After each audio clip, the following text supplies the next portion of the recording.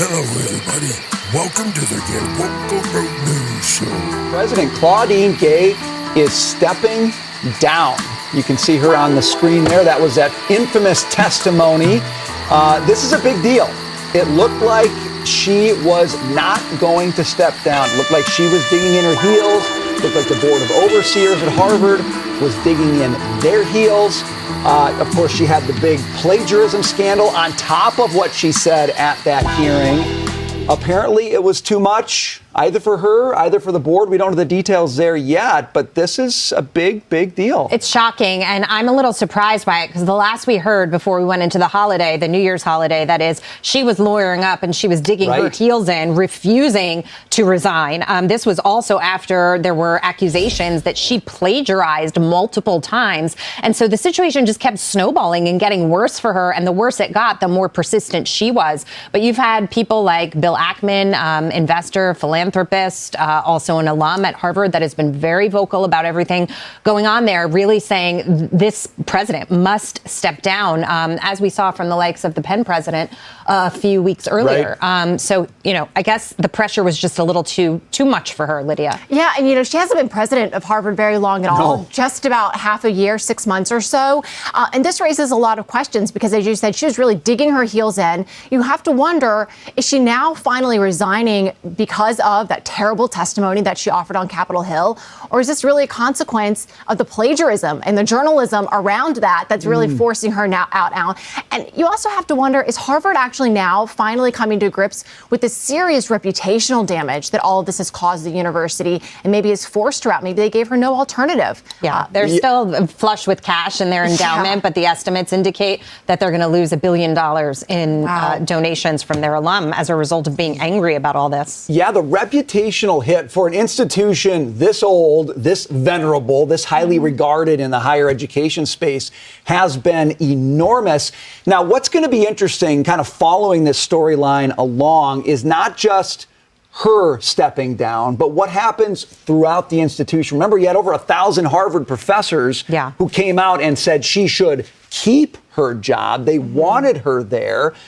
What's going to happen now that she's gone? How will those professors react?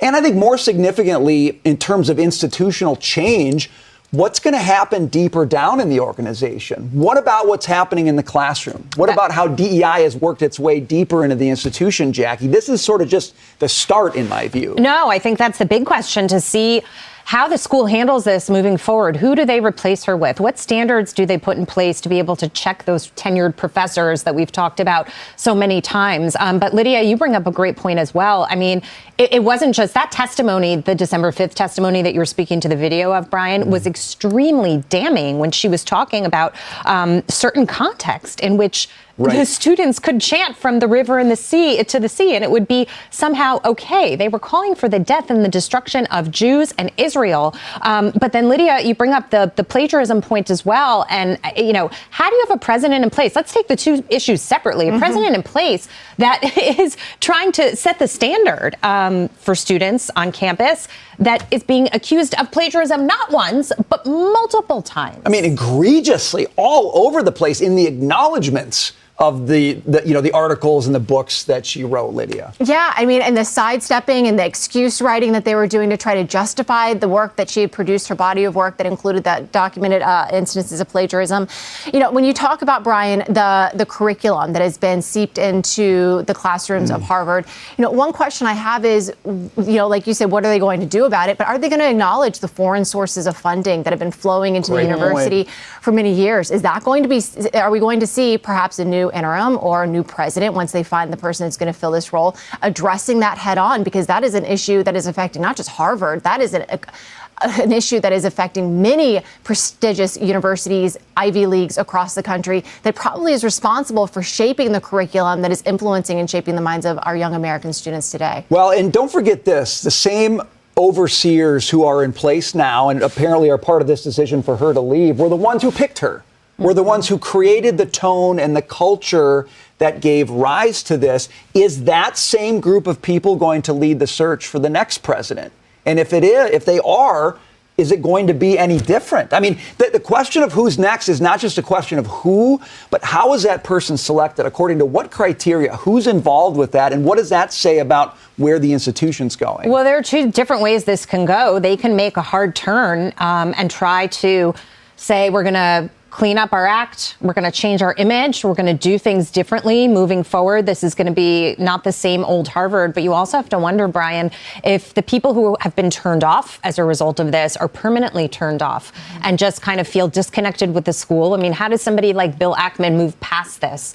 To a certain degree, you want to see him, if they do change direction, move past it and sort of get back on board to preserve the institution, because there is something historic about Harvard. Right. But having said that, a lot of people have just felt that this went way too far. And the crazy part of all of this was that the university had the opportunity to correct this from the get-go. We have always said, whether it was Bud Light, whether it was Target in the business realms, right? All these companies have had an opportunity to say, mea culpa, we made a mistake, we're sorry. Bud Light chose to make that hard turn and start doing different kinds of ads, but never really said sorry. Yes. And therefore never got some of its consumers back on board. And so They didn't believe them, right? They just didn't believe them. You know, if you just kick Claudine Gay out or force her to resign or whatever it is, the circumstances that prompted this news to happen today, are people going to feel like it's coming from a place of change or just the same old that we've seen? I think that's a great question, and I think that's going to be a harder question to answer than just, the president's gone, people buy it, Lydia. I think that the backlash is deep here. Yeah, I mean, we're already seeing the reporting that applications are down at Harvard. We also have interviewed on this very program, college counselors, recruiters who help students gain admission to prestigious institutions like Harvard, saying, the donations required to kind of get your foot in the door at Harvard have substantially fallen, meaning it's now easier to get into Harvard probably for future years than it has been in previous years because there's not that same type of demand. I just keep coming back to the reputational damage, not just for the likes of Bill Ackman, but that is a great point, Jackie. But will students still want to go there? Will parents still be willing to pay the tuition? Yeah, to your point, the reports were indicating that the applications were down 17%. Wow. Maybe that woke the school up because it wasn't just donors pulling back money, but it was people wanting to attend that institution, Brian. I mean, at the end of the day, if nobody wants to go there, what's it worth? Well, if nobody wants to go there, if nobody wants to give money for people to go there, that's going to be a problem for the institution. I wonder with these donors who said, I'm out, I don't want to give money anymore. Is this a move to kind of placate them at the surface level, to say, hey, you guys spoke, we listened, you didn't like what Claudine Gay said or did, she's out. Now you ought to come on back because we're fixing the problem. I mean, this is, to me, it's a test for the donors. Like, how deep do they want to go in terms of figuring out the problems here? We won't know. This is one of those where time will tell as the story develops where Harvard chooses to go next. This is another turning point, pivotal for the institution where it could do the right thing, where it hasn't in the past. We'll see. Well, and also think about the reaction of the students on campus. Okay, you've got a campus that in many ways is kind of being run by the protest faction. It's being dominated. I mean, the paraphernalia is everywhere. You can see the video we're showing there on the library if you go there right now. What does that group do in response to this? Yeah. What happens on campus in the I mean, are they going to say, Claudine Gay's out, that's great, we're done protesting, or are they going to amp it up? It's interesting, though, because you look at the protesters, you think about the kids who are coming up through this system, and to a degree, and I'm not going to sugarcoat this, they've been completely brainwashed by this faculty. And so there may be outrage as a result of this. I'm sure they're going to cry about free speech and all of these things.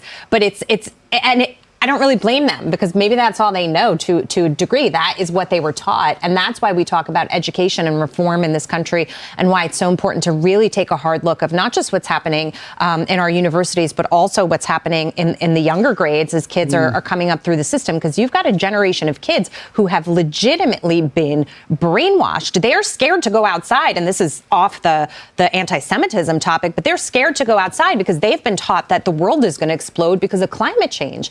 And that's a legitimate fear for them. Yes. Yeah. Right from the start, when we started covering the development of all of these protests on campus, I right away started wondering, where are the faculty advisors? You know, I remember when I was in college so many years ago, you had faculty advisors that were overseeing student groups. You had to get sign off whenever you wanted to have a demonstration or a protest or a bake sale or what have you. There had to be someone that was taking responsibility for these, for the events that you would see. Yeah. And going back to your point, Brian, and I think that's been made, is that yes, the students and what they've been taught is definitely an issue. Are we going to see curriculum development, curriculum change? But what is going to happen with the faculty now on the heels of Claudine Gay's? Can I just also point out, we've got the video on the screen of when she went to the Hanukkah ceremony. She wouldn't go to that ceremony before, but this year she decided to go and be part of the candle lighting. But Charlie Gasparino joins us on set now. Want to get your reaction? You could probably see this coming a mile away. I mean, I've had dinner the other night, as you know, in our favorite restaurant with our favorite people, and I said she was a goner. And and here's why. You can't have a situation where the president of the school, the head of the school, embodies the worst aspects of diversity, equity, inclusion. You can't have Harvard being the absolute symbol of that DEI essentially creates this unequal playing field, vastly unequal, not even close, that someone who plagiarizes, someone who can't speak on her feet about and say simply that, Jew hatred is bad on campus, somebody who has academic research, once you start looking at it, is pretty flimsy. Listen, I don't have a PhD, but... And borrowed. And by the way, good evidence is borrowed, but flimsy. She's not published that much. Yeah. She's the embodiment of all that's wrong with DEI. Yeah. And if the head of the school is that, then that throws into question just about every credential that Harvard puts out there. So they had to get rid of her. Now, you throw that on top of the fact that people were saying, I'm not giving any more money. Right. They're merit. Like, listen, they have a lot. I'm sure they get a lot of foreign sources of money, but when you have like multiple Bill Ackman saying no, and Bill Ackman gave a lot. Yeah.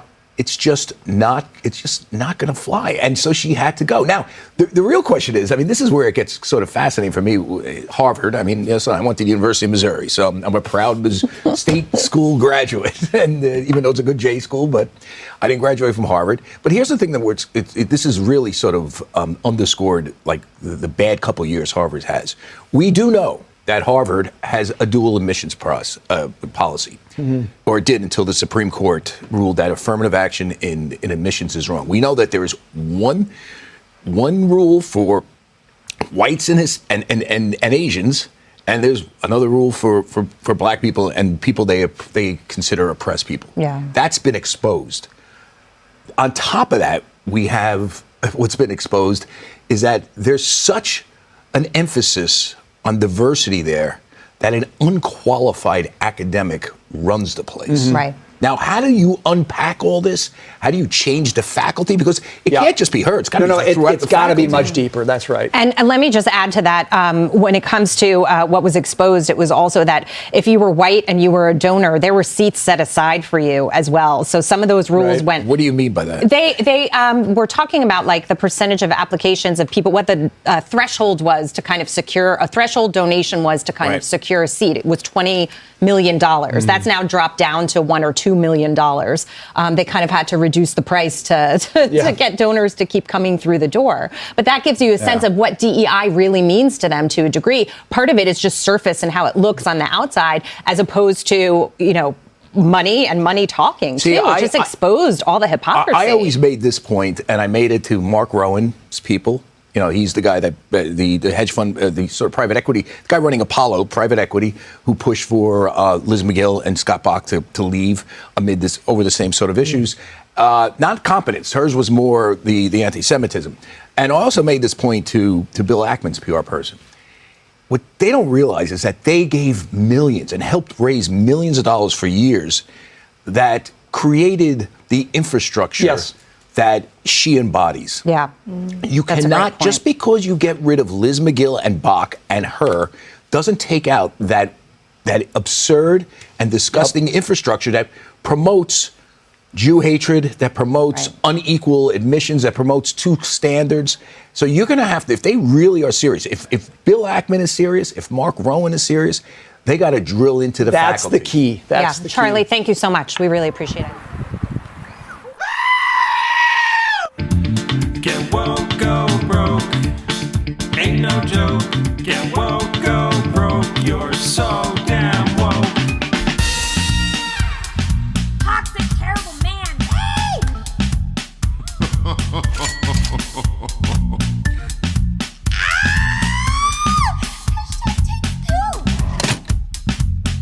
Go away now. The Oscars think they can go woke, but Hollywood will now go broke.